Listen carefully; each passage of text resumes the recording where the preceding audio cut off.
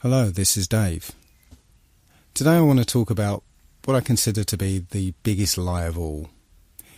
It's a subject I've been looking at for the last 6 months, and I've been pretty hesitant to talk about it because, it's a really controversial subject.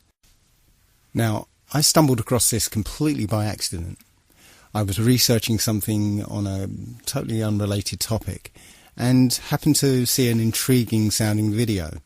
So I clicked on it, but the subject was so preposterous that I was just about to turn it off when it happened to say something that piqued my interest. So I watched the video completely to the end. And by the end of it, I had questions. I had some serious questions. So I'm going to ask you to be open-minded about this. This is very, very controversial and difficult to get your head round. So just bear with this and keep an open mind. So, in order to determine the truth, I'm going to be using a few principles here. The first of which is the scientific method, something that the scientific community doesn't seem to use these days. But the scientific method is where a theory or opinion is put forward that matches what we observe. But if something comes along that contradicts those observations, then the theory must be discarded. The second principle is Occam's razor. That's quite simply, the simplest explanation tends to be the truth.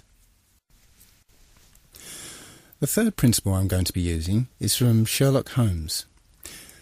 When the impossible has been eliminated, whatever is left, however improbable, must be the truth. I'm also going to have to accept a couple of things. The first of which is what I call the ant's perspective. If you imagine an ant walking across a runway and all of a sudden a jumbo jet lands next to it, the ant's probably going to say, "What the hell was that?" But there is no way that the ant can ever figure out what just happened to it. It's just beyond the ant's ability to comprehend. So we have to accept that there may be things that are way beyond the human mind's ability to comprehend. The other thing we have to accept is how easily our minds, once they've been programmed or given a world view, how easily those minds can be fooled.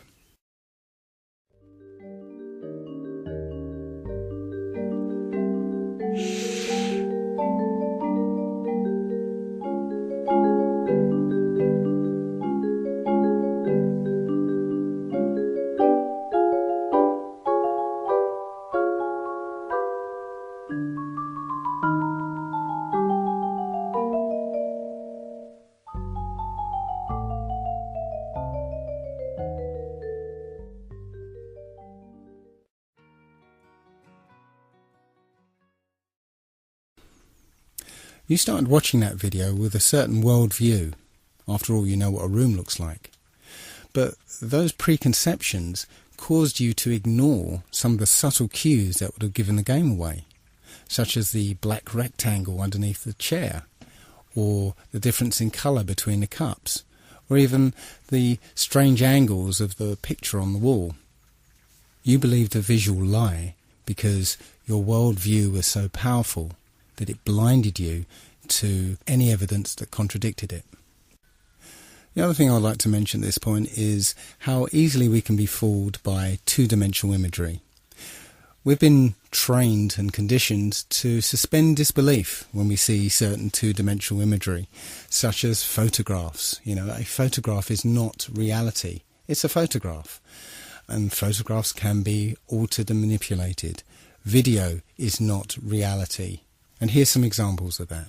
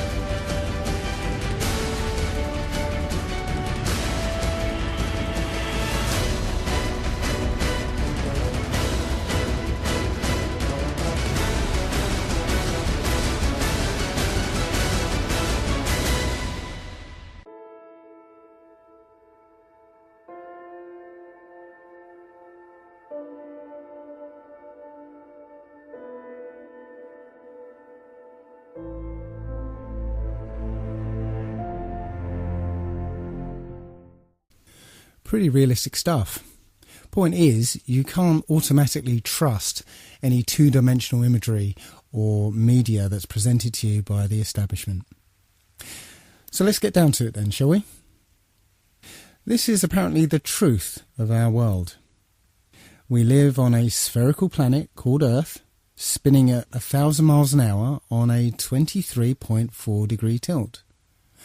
Now, I always thought it was 23.5 degrees, but as I researched into this, I found it was actually 23.4. That's 23.4 degrees away from vertical. Funnily enough, that leaves 66.6 degrees away from the horizontal. Interesting. So anyway, we're orbiting an ordinary star that is apparently 93 million miles away. The Sun itself is embedded in a galaxy of 100 billion stars, and that galaxy is one of trillions and trillions in an infinite and expanding void. And in the midst of that void, we are just an insignificant and unimportant microbe that arrived here by accident, that's crawling around on this speck of dust. Now, I know what you're thinking. Oh dear, he's turned into one of those flat earther people.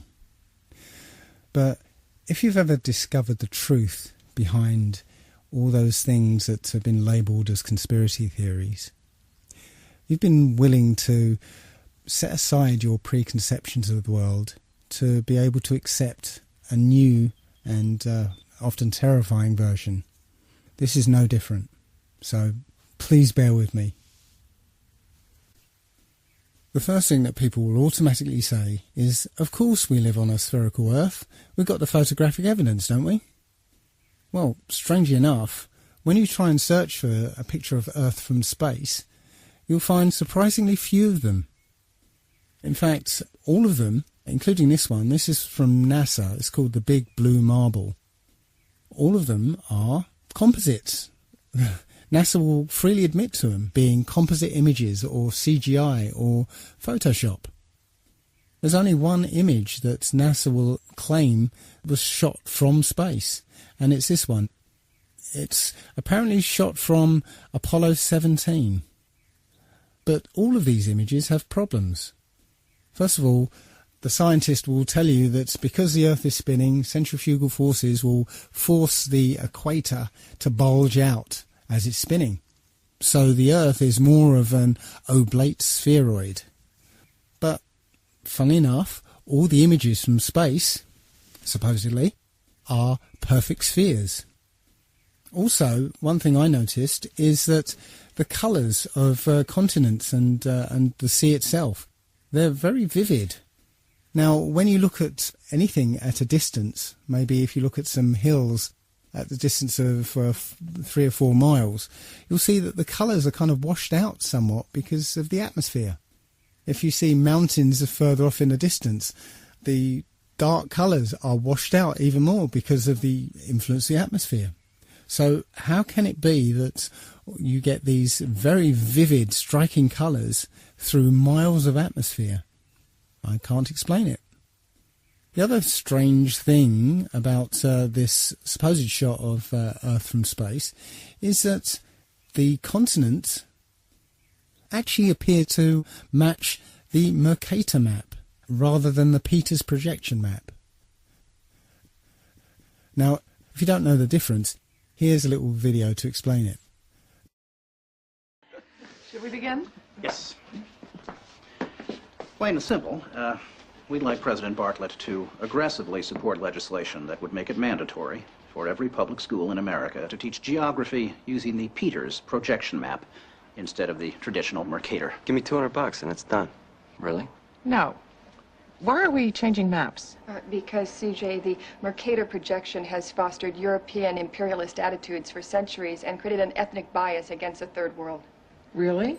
The German cartographer, Mercator, originally designed this map in 1569 as a navigational tool for European sailors. The map enlarges areas at the poles to create straight lines of constant bearing or geographic direction. So it makes it easier to cross an ocean. But Yes. It distorts the relative size of nations and continents. Are you saying the map is wrong? Oh dear, yes. Look at Greenland. Okay. Now look at Africa. Okay. The two land masses appear to be roughly the same size. Yes. Would it blow your mind if I told you that Africa is in reality 14 times larger? Yes? Here we have Europe, drawn considerably larger than South America. When it's 6.9 million square miles, South America is almost double the size of Europe's 3.8 million. Alaska appears 3 times as large as Mexico, when Mexico is larger by 0.1 million square miles. Germany appears in the middle of the map when it's in the northernmost quarter of the Earth. Wait. Relative size is one thing, but you're telling me that Germany isn't where we think it is? Nothing's where you think it is.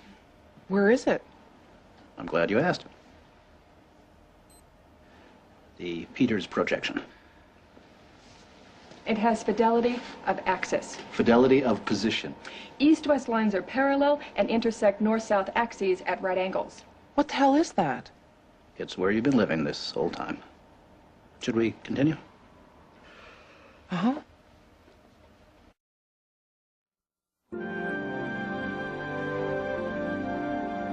So, you're probably wondering what all of this has to do with social equality. No, I'm wondering where France really is. Guys, we want to thank you very much for coming in. Hang on, we're gonna finish this. Okay. What do maps have to do with social equality, you ask? She asked. Salvatore Natoli of the National Council for Social Studies argues, in our society, we unconsciously equate size with importance and even power.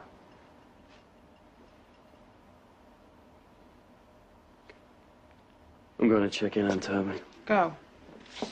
These guys find Brigadoon on that map. You'll call me, right? Probably not. Okay. When third world countries are misrepresented, they're likely to be valued less. When Mercator maps exaggerate the importance of Western civilization, when the top of the map is given to the northern hemisphere and the bottom is given to the southern, then people will tend to adopt top and bottom attitudes. But wait, where else could you put the northern hemisphere but on the top? On the bottom. How? Like this. Yeah, but you can't do that. Why not? Because it's freaking me out. So the Mercator map was designed as a navigational aid, but the Peters projection map is a more accurate rendering of what the continents look like. So why then do all the images of Earth from space show the Mercator map? I guess that's because that's what we're used to. Even the one image that is claimed to be an actual photograph of Earth from space is called into question, simply because of a film that was released accidentally by NASA of Apollo 11 faking the very first picture of Earth from space. So let's have a look at that video. An old reel received by mistake.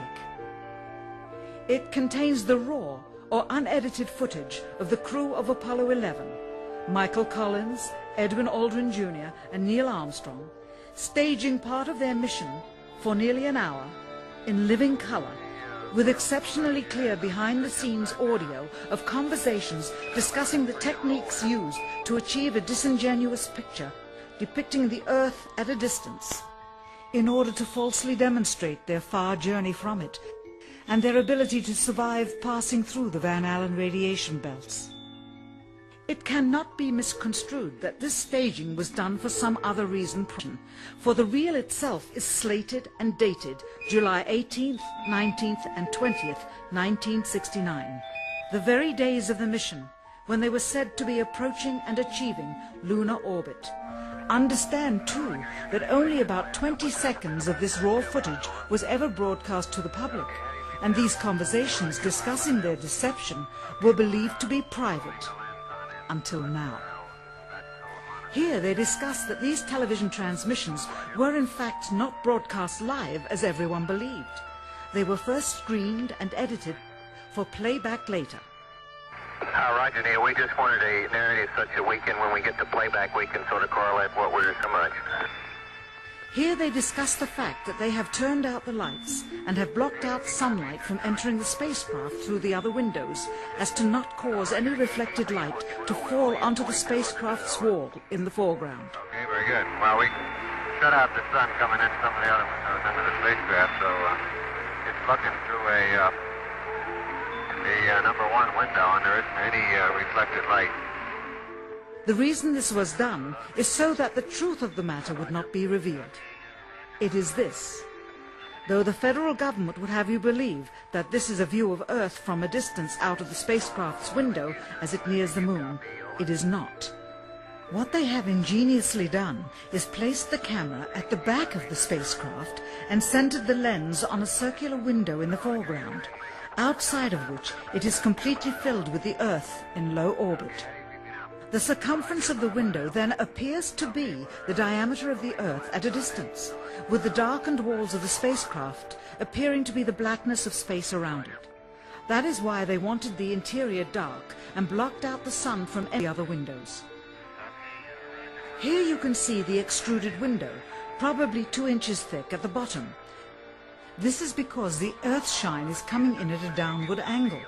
It also causes the Earth to appear to be an irregularly shaped circle, for you are seeing the outside of the window at the bottom and the inside of the window at the top, which together form 2 different sized halves of a circle.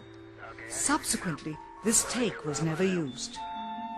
As they perfected the shot, a crescent-shaped piece of black material was inset slightly into the window to create the illusion of the Earth's terminator line dividing night and day. It is uncannily convincing. During this segment, intended to be edited and played back later for the worldwide television audience, dated July 18, 1969, Neil Armstrong condemns himself as he states that he is 130,000 miles out, or halfway to the moon, as the NASA flight log also states on this date, when he is in reality in low Earth orbit of a few hundred miles. Roger, Houston, Apollo 11. Calling in from about 130,000 miles out. Here, during another segment, also intended to air after review, Neil Armstrong falsely explains to the viewers how the shot is attained by putting the camera's lens to the window's glass, as it would have to be if they were the claimed distance away from the Earth. We only have one window that has a view of the Earth, and it's filled up with the TV camera. If the window was completely filled up with a TV camera, as he stated, then an astronaut's arm would not be able to get between the camera and the window, as it obviously does here in this outtake. South America becomes invisible just off beyond the Terminator or inside the shadow. You can also notice how the astronaut operating the camera reacted to the mistake by attempting to pan away from it. Blue gas. See white bands of major cloud formations across the Earth. And This is a segment that they believed wasn't even being recorded, much less suitable for broadcast, for the lens was being zoomed out and the scene was being changed to that of an interior of the astronauts at work, and apparently the stop button popped back up on the recorder without notice. Here is the diffused work light that they used to see camera controls, but not throw light onto the spacecraft's wall. Here they remove part of the crescent insert.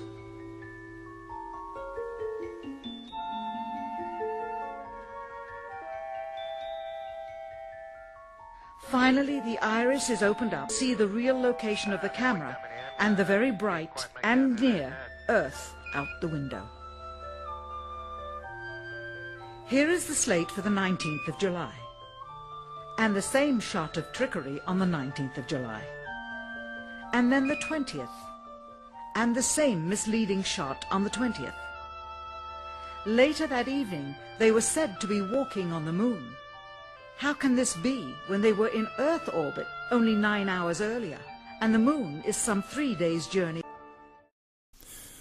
And you can see the full sequence on a documentary called A Funny Thing Happened on the Way to the Moon. That's one that I highly recommend you have a look at. But as for photographic evidence of a globe Earth, nope, it doesn't exist. Now let's take a look at Earth's supposed curvature. Many people point to Felix Baumgartner's recent record-breaking freefall jump and point to this picture in particular. It clearly shows a curvature of the Earth, but let's take a closer look at it. Well, it's quite obvious that a fisheye lens is used here. If you look at the shape of the capsule itself, those are usually built with fairly straight lines, and you can see the lines are very curved on the edge of this capsule.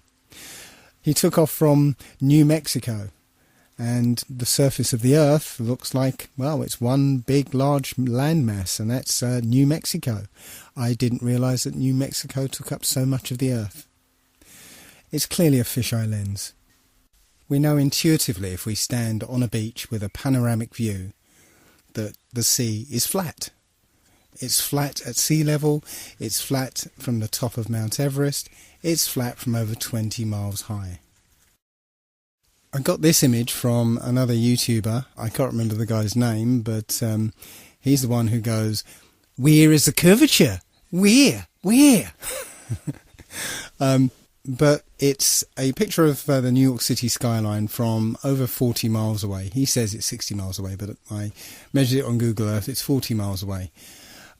The reason I added this one is because I used to live halfway between Bear Mountain and New York City, and from North Route 17, I was clearly able to see the New York City skyline from about 20 miles away.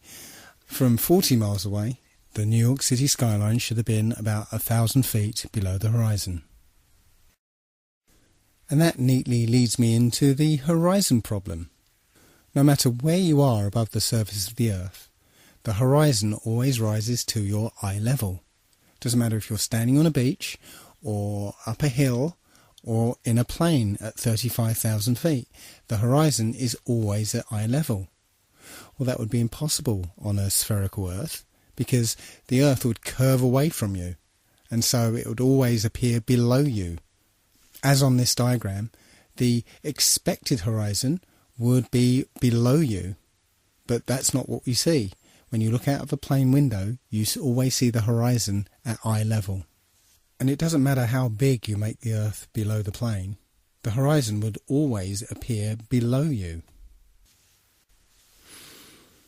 In 240 BC, a Jesuit named Eratosthenes, my apologies to any ancient Greeks among you, he calculated the Earth's circumference. He did that by planting a stick in the ground at midday so that the sunlight, being directly overhead, would cast no shadow. Simultaneously, about 400 miles away, somebody else planted the stick in the same way and found that the sunlight cast a shadow. So by taking a shadow length and knowing the distance between the sticks, you could theoretically work out the circumference of the Earth. Take note that this method requires that the sun be a long, long way away so that the light coming from the sun is all parallel. Just keep that in the back of your mind, because we'll come back to this later. However, it turns out that you'd get exactly the same results on a flat Earth if the sun were only 3,100 miles away and 34 miles across. Now, as crazy as that might sound, I just want you to keep that in the back of your mind, because we're going to come back to this as well. Perhaps the most famous experiment to disprove the idea of a curvature was performed by Samuel Rowbotham in the late 1800s. The Old Bedford Levels experiment was performed on a canal in Cambridgeshire, which is perfectly straight for 6 miles. What Rowbotham did was put a telescope 6 inches above the water at one end of the canal and had a friend row a boat to the other. The boat had a flag on it, and Rowbotham was able to see the boat and the flag along the entire length of the journey. Now, if the Earth were curved, the boat should have been 16 feet below the horizon at the other end of the canal. Plenty of other such proofs exist concerning landmarks that can be seen much further away than the curvature of the Earth would allow. The most notable would be the Notre Dame Antwerp spire, which stands about 403 feet high and 468 feet above sea level. But sea captains are able to see the spire with a telescope from an amazing 241 kilometres away. If the Earth were a globe, then the spire would be actually a whole mile below the horizon. The Earth has a curvature?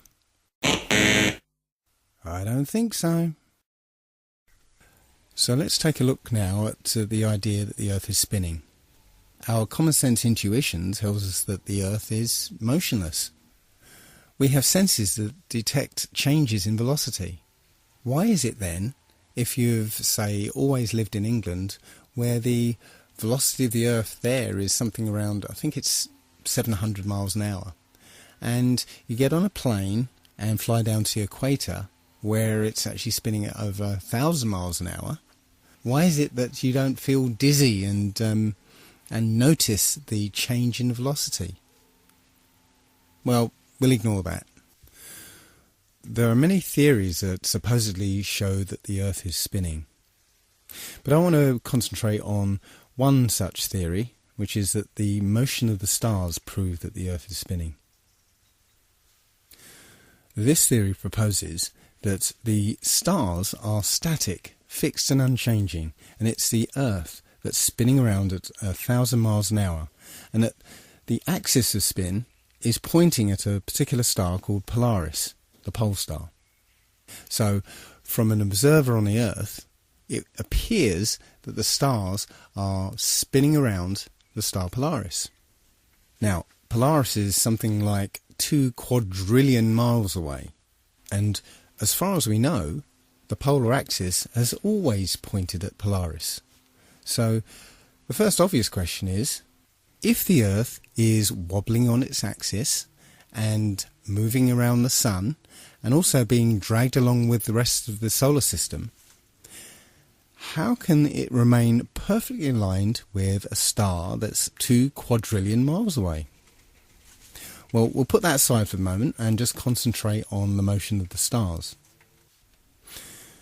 If you were to set up a camera pointing at Polaris in the night sky and leave it on a long exposure, you'd get a pattern of star trails around Polaris, supposedly reflecting the 1,000 mile an hour spin of the Earth.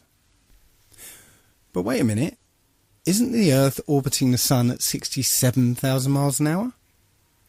And come to think of it, isn't the Sun moving through the galaxy at 600,000 miles an hour? Then why is it the only motion we see is the slowest one, when the orbit around the Sun is 67 times faster than the supposed spin of the Earth, and the motion of the Sun, dragging the solar system behind it, is 600 times faster than the spinning of the Earth? Something doesn't add up. The point is, you wouldn't see these perfectly circular star trails. If you took into account all the other relative motions, you just wouldn't see these perfect circles. Where is the motion? Where? The simplest answer is the Earth isn't spinning or orbiting or being dragged. The Earth is fixed, and it's the stars that are moving.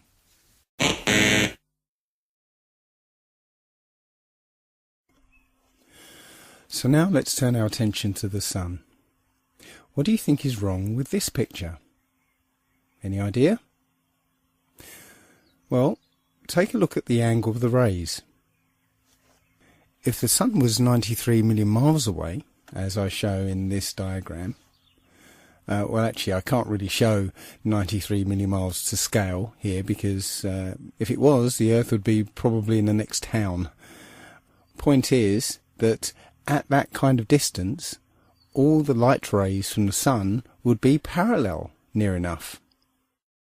And, if you recall, Eratosthenes' calculation of the circumference of the Earth actually depends on the light being parallel from the Sun. So, when the light shines through broken cloud, it would hit the ground parallel rather than at this kind of angle.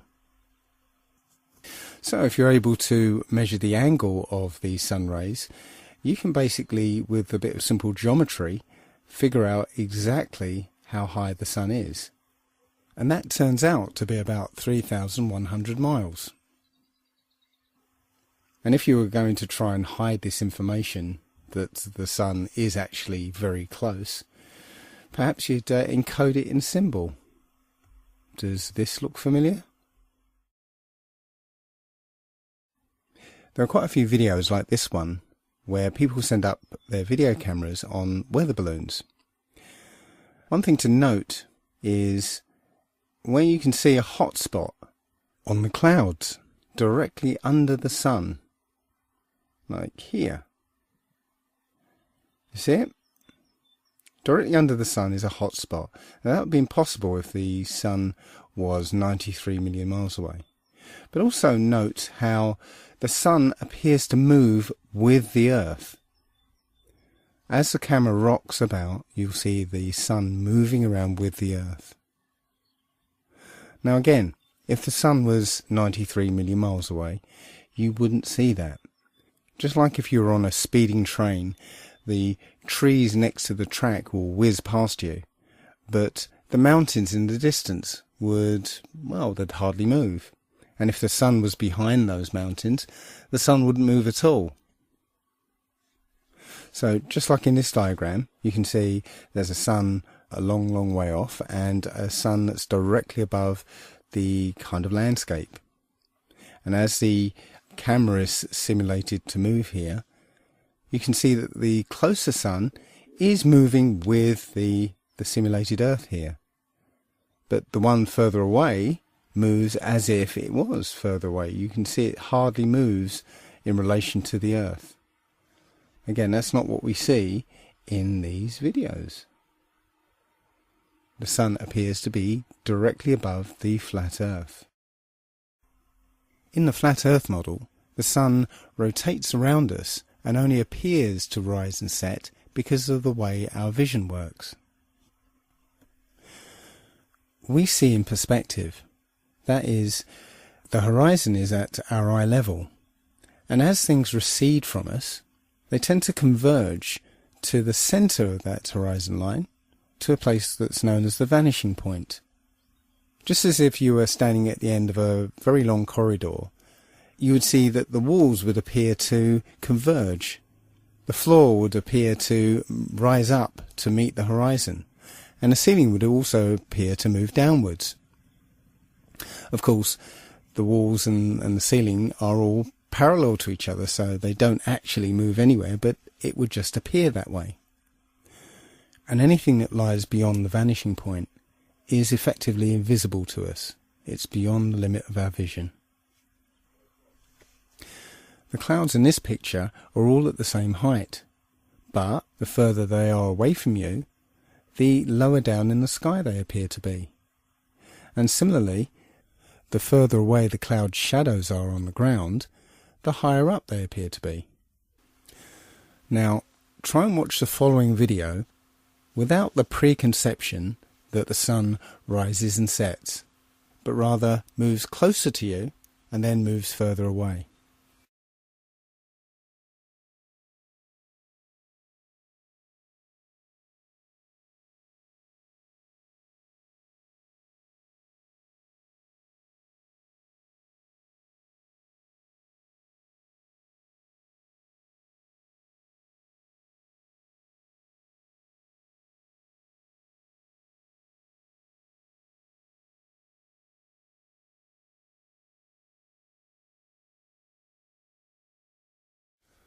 I'm afraid I can no longer take the idea that the sun is 93 million miles away very seriously at all.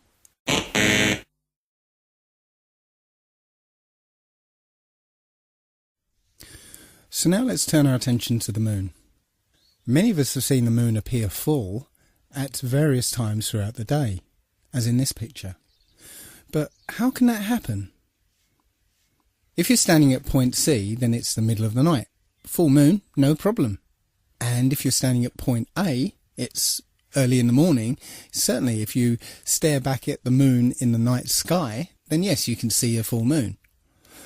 But if you're standing at point B, which is midday, that is, the sun is directly overhead, then there isn't anywhere that the moon can be that will allow you to see it as full, because the sun will be illuminating the side of the moon that is facing away from you. So the best you'll be able to see is a sliver of the moon.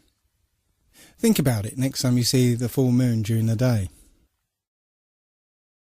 Every month the moon goes through 8 distinct phases. Always the same 8, always the same order. Supposedly because of a relationship between the position of the moon relative to the position of the Earth and the Sun. So let's say it's December, and throughout the month we see the normal 8 phases of the moon. But what happens when it's June and the Earth is supposedly on the other side of the Sun? Shouldn't the phases be reversed? That's not what we see. We see the same 8 phases in the same order. We are told that the moon is also spherical, but when we look at the moon, it seems to be lit uniformly over its entire surface. But if it was a sphere reflecting the sun, then that curved surface would display a highlight, and then that light would drop off as it went round the surface. But that's not what we see. The entire moon is lit uniformly. The quality of the light from the moon is completely different from the sun's light.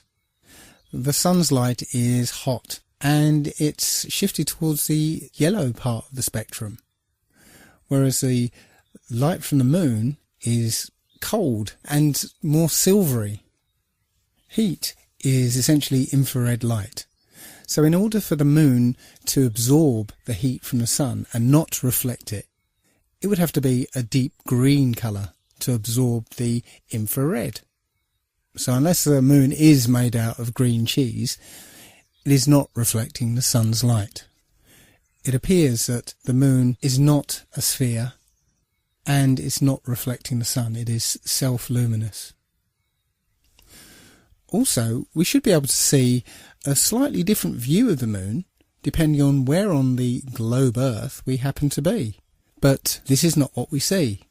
It doesn't matter where we are on Earth, we always seem to see the same view of the moon. Now, my friend Nolan pointed out that this is obviously a very exaggerated picture. The moon is supposedly 30 Earth diameters away from the Earth itself. But even so, that difference in position should give you a slight difference from point A to point B. But again, that's not what we see. So apparently the moon is 238,000 miles away. But if you just put that aside for a second and just look at the moon, perhaps you'll notice this. In this example, only the clouds close to the moon are lit up, not the clouds further away. That indicates that the moon is much, much closer than we've been told. Because if the moon were 238,000 miles away, then all the clouds should be illuminated, not just the ones closest to it. And here's an example of a schoolboy mistake. This is a famous picture from Apollo 8, which is entitled Earthrise. It was taken from above the moon's surface, looking back at the Earth. The only problem is, the Earth appears the same size as the moon appears from the Earth. But the Earth is 4 times the size of the moon. So it should have looked like this. Somebody screwed up. Now, there will be some people who still think we went to the moon. I can't believe that there are still people who think that 1969 technology went over 400,000 miles, managed to navigate to the moon using computers that were orders of magnitude less powerful than the first iPhone, passing through the immensely hazardous Van Allen radiation belts, which, by the way, NASA cannot figure out how to get through today, somehow landed on the moon, spent a delightful few days planting flags, playing golf, riding around on dune buggies, and then took off, or rather levitated off the lunar surface, only briefly nipping back to pick up the person operating the camera, and returned safely. And not just once, but 7 times.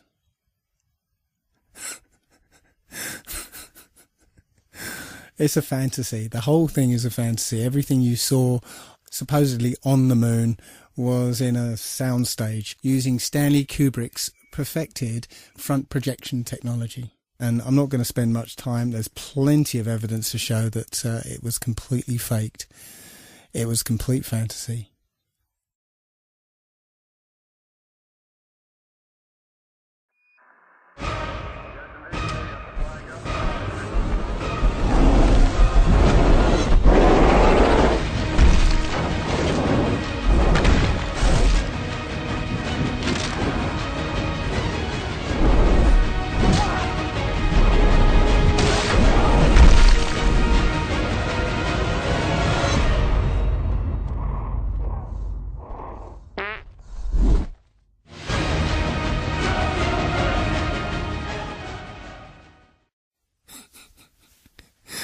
Sorry, couldn't resist it.